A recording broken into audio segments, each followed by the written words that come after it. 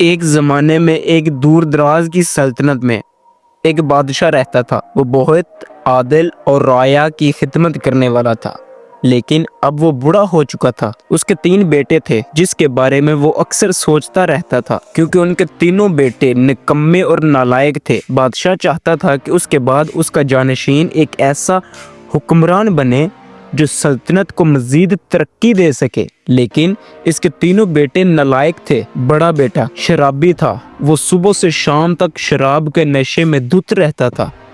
اسے نہ تو سلطنت کے معاملات سے کوئی فکر تھی اور نہ رعایا کی کوئی فکر تھی، وہ صرف اپنی خوشیوں میں مگن رہتا۔ دوسرا بیٹا جو صرف کھیل کود میں دلچسپی لیتا تھا، وہ ہر وقت گھوڑا سواری، تیر اندازی اور دیگر کھیلوں میں مصروف رہتا تھا۔ اسے سلطنت کی ذمہ داریوں سے کوئی سروکار نہ تھا۔ چھوٹا اور لاسٹ بیٹا انتہائی سست اور لاپرواہ تھا۔ وہ ہر وقت سوچتا رہتا تھا کہ کام کرنے سے بہتر ہے کہ آرام کر لیا جائے۔ وہ نہ تو کچھ سیکھنے کی کوشش کرتا اور نہ ہی کسی کام میں دلچسپی لیتا تھا۔ بادشاہ ان تینوں بیٹوں کی حالت دیکھ کر بہت پریشان رہتا تھا۔ وہ جانتا تھا کہ اگر اس نے اس میں سے کسی ایک کو بھی تخت سونپ دیا تو سلطنت تباہ ہو جائے گی، غریب مارے جائیں گے۔ ایک دن اس نے اپنے وزیر سے کہا، میرے وزیر، میں اپنے بیٹوں کی نالائکی سے بہت پریشان ہوں۔ اگر میں نے ان میں سے کسی کو تخت دے دیا تو سلطنت کا کیا بنے گا؟ وزیر نے کہا، حضور، آپ ان تینوں کو ایک آزمائش دیجئے، جو اس آزمائش میں کامیاب ہوگا وہی تخت کا حقدار ہوگا۔ اس طرح آپ کو اپنا جانشین منتخب کرنے میں بھی آسانی ہوگی۔ بادشاہ نے وزیر کی بات مان لی اور اگلے دن اس نے اپنے تینوں بیٹوں کو دربار میں بلا لیا۔ تینوں بیٹے اپنے اپنے معمول کے مطابق دربار میں پہنچے۔ بڑا بیٹا شراب کے نشے میں دھت تھا، دوسرے بیٹے کے ہاتھ میں تیر اندازی کا سامان تھا۔ اونگتا ہوا دربار میں آیا۔ بادشاہ نے انہیں مخاطب کرتے ہوئے کہا، میرے پیارے بیٹو، میں بوڑھا ہو چکا ہوں اور میرے بعد تم میں سے کسی ایک کو تخت سنبھالنا ہوگا، لیکن میں تمہیں ایک آزمائش دوں گا، جو اس میں کامیاب ہوگا وہی تخت پر بیٹھے گا۔ بادشاہ نے انہیں بتایا کہ وہ تینوں کو ایک ایک خالی تھیلی دے گا۔ انہیں اگلے 7 دنوں میں اس میں کوئی ایسی چیز بھرنا ہوگی جو سلطنت کے لیے سب سے زیادہ فائدہ مند ہو۔ جو بھی بہترین چیز لے کر آئے گا وہی تخت کا حقدار ہوگا۔ تینوں بیٹوں نے تھیلیاں لی اور اپنے اپنے راستے پر چل دیے۔ بادشاہ نے انہیں جاتے ہوئے دیکھا اور دل ہی دل میں دعا کی کہ شاید اس آزمائش سے ان میں کسی کو ہوش آ جائے۔ بڑا بیٹا جو شراب کا عادی تھا، دربار سے نکلتے ہی سیدھا ایک شراب خانے کی طرف چل پڑا۔ وہاں اس نے اپنے دوستوں کے ساتھ شراب پی اور مزے کرنے لگا۔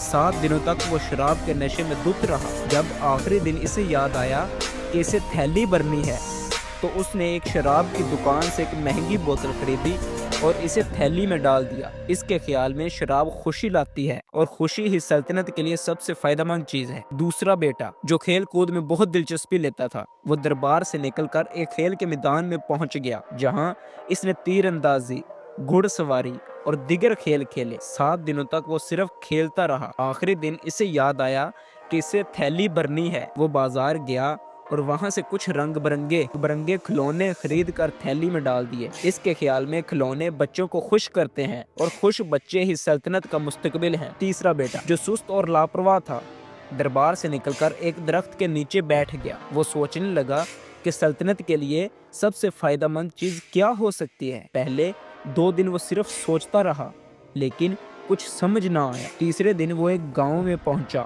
جہاں اس نے دیکھا کہ لوگ بھوک اور غربت سے تنگ ہیں۔ اس نے محسوس کیا کہ اگر لوگوں کو کھانے کے لیے کچھ نہ ملا تو سلطنت کبھی ترقی نہیں کر سکتی۔ چوتھے دن وہ ایک بوڑھے درویش کے پاس چلا گیا، جو ایک غریب جھونپڑی میں رہتا تھا۔ درویش نے اسے دیکھ کر کہا، بیٹا، تمہاری آنکھوں میں پریشانی کیوں ہے؟ چھوٹے بیٹے نے اپنی پریشانی بیان کی۔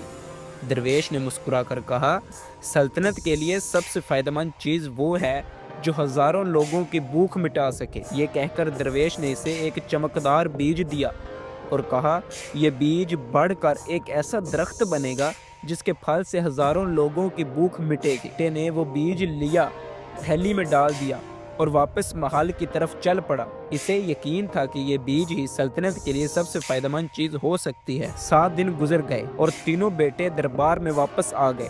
بادشاہ نے انہیں دیکھ کر کہا، بیٹو اب مجھے دکھاؤ کہ تم نے تھیلی میں کیا بھرا ہے۔ بڑے بیٹے نے اپنی تھیلی کھولی اور شراب کی بوتل نکالی۔ بادشاہ نے دیکھا تو اس کی پیشانی پر شکیں پڑ گئے۔ درمیانے بیٹے نے اپنی تھیلی کھولی، کھلونے نکالے۔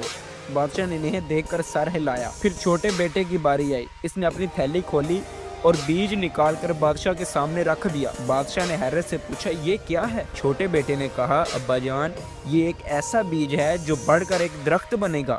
اس درخت کے پھل سے ہزاروں لوگوں کی بھوک مٹے گی۔ میں نے سوچا کہ سلطنت کے لیے سب سے فائدہ مند چیز یہی ہے۔ بادشاہ کی آنکھوں میں خوشی کے آنسو آ گئے۔ اس نے کہا، بیٹا تم نے سلطنت کے لیے سب سے فائدہ مند چیز چنی ہے، تم ہی میرے تخت کے حقدار ہو۔ بادشاہ کی آنکھوں میں خوشی کے آنسو آ گئے۔ بادشاہ نے چھوٹے بیٹے کے بیج کو دیکھ کر فیصلہ سنایا کہ وہی تخت کا حقدار ہے، لیکن بادشاہ چاہتا تھا کہ اس کا فیصلہ صرف الفاظ تک محدود نہ رہے بلکہ وہ اپنے بیٹوں کو ایک عملی سبق بھی دے۔ اس نے تینوں بیٹوں سے کہا، تم تینوں اپنی اپنی چیزوں کو عملی طور پر دکھاؤ، ہم دیکھیں گے کہ تمہاری چیزوں کا سلطنت پر کیا اثر پڑتا ہے۔ بادشاہ نے بڑے بیٹے سے کہا، تمہاری شراب کو آزماتے ہیں۔ بڑے بیٹے نے شراب کی بوتل کھولی اور دربار میں موجود چند لوگوں کو پلائی۔ پہلے تو سب لوگ شراب پی کر خوشی محسوس کرنے لگے، لیکن جلد ہی نشے کے اثرات ظاہر ہونے لگے۔ لوگ بے قابو ہو گئے، کچھ لڑنے لگے اور بہت کچھ بے ہوش ہو گئے۔ دربار میں افراتفری پھیل گئی۔ بادشاہ نے دیکھا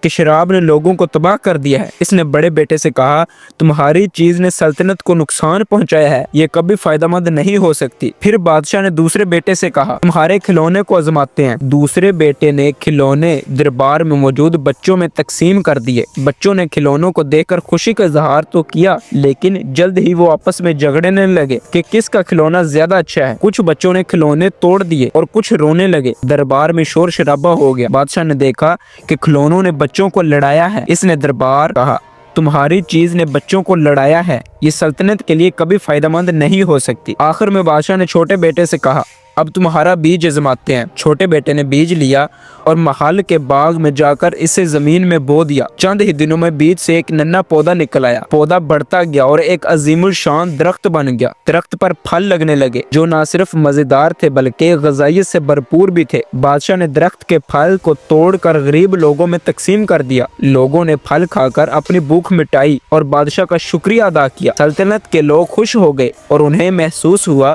کہ بادشاہ واقعی ان کی فکر کرتا ہے۔ بادشاہ نے چھوٹے بیٹے سے کہا، تمہاری چیز نے سلطنت کے ہزاروں لوگوں کی بھوک مٹائی ہے، یہی وہ چیز ہے جو سلطنت کے لیے سب سے فائدہ مند ہو سکتی ہے، تم ہی میرے تخت کے حقدار ہو۔ چھوٹے بیٹے کو تخت پر بٹھایا گیا۔ اس نے اپنی حکمت عملی اور محنت سے سلطنت کو ترقی دی۔ اس نے درخت کے پھلوں سے نہ صرف لوگوں کی بھوک مٹائی بلکہ ان پھلوں کو دوسری سلطنتوں میں فروخت کر کے سلطنت کو خوشحال بنا دیا۔ بڑے اور درمیانے بیٹوں نے اپنی غلطیوں کا احساس کیا اور چھوٹے بھائی کی مدد کرنے لگے، اور اسی طرح سلطنت میں خوشحالی اور امن قائم ہو گیا۔